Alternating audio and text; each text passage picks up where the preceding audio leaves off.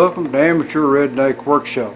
I'm Harold, the world's greatest redneck, and if you watch my channel, I'm sure you watch Mr. Pete 222. In fact, I think we're all great fans of Mr. Pete, and you saw his video here where he's making a pattern for casting a bulldog for his whatever. I don't know what he's going to use a bulldog for, but it's a Mac bulldog. And he used a device like this, a safety planer. Well, this one is a Stu-Mac, S-T-E-W-M-A-C, rather than the brand name on his. He got his for 20 bucks, but mine come closer to 75, somewhere in there, 73. So there you go. A lot of change in price since he bought one. But what we're going to do is we're going to take this little booger. When I saw Mr. Pete with it, I had to get one, and all my life I wanted a planer. Of course, this is a long shot from the planer I wanted. I wanted one of those big jobs you could shove a 2x12 through or something, or 4x12 or whatever. But anyway, this will do a lot of planing, and we're going to give it a try. When I told the wife what I had ordered there, and she said, "Well, what is it?" And I said, "Well, let me show you. Mr. Pete's got one." She said, "Well, what are you going to do with it?" I said, "Well," I ordered it because Mr. Pete had one." And she gave me that look that women give you, you know. But she didn't object a lot, so there you are. Let's hook it up to the mill. We're going to run it on the mill. Alright, so the instructions say to run it between 2,000 and 3,000 RPM. And I've got it between 2,000 and 3,000 RPM. I've got me a little fence built there. And we're going to give it a shot, see what it does.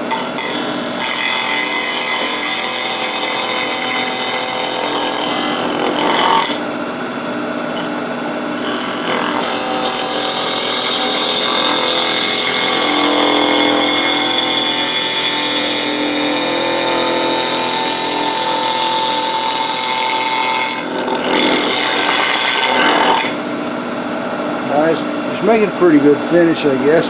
I'm not holding it real steady either. I need a better guide here than just an old redneck's hand.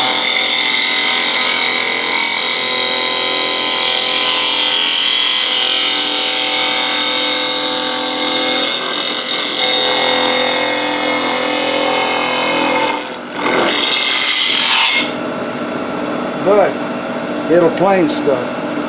You're supposed to hook a vacuum up to kind of suck up all that dust. And I know I'm going to have about a ton of dust.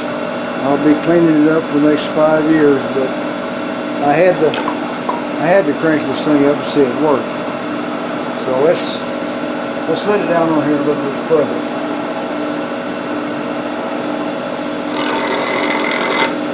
Alright, we're going to go down about 1/8 of an inch.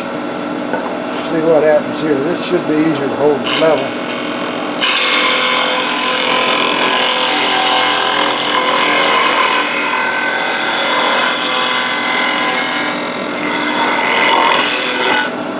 Well, I let it get a little uneven there.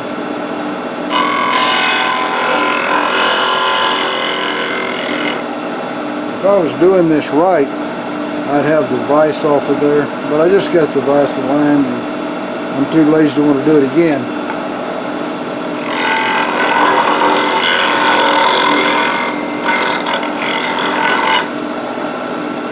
But Mr. P says it won't kick back, and I believe him on that.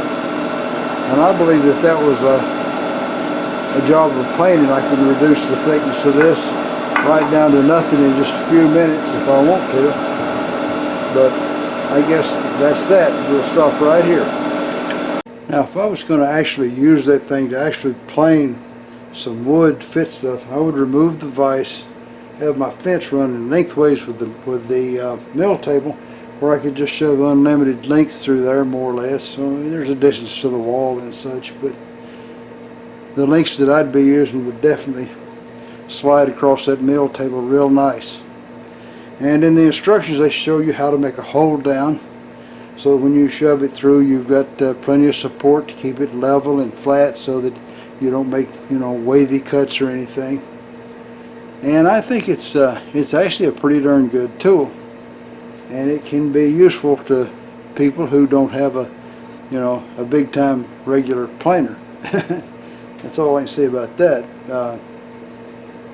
I'm going to be hard pressed to get you guys a Bubba joke, but I'm going to try.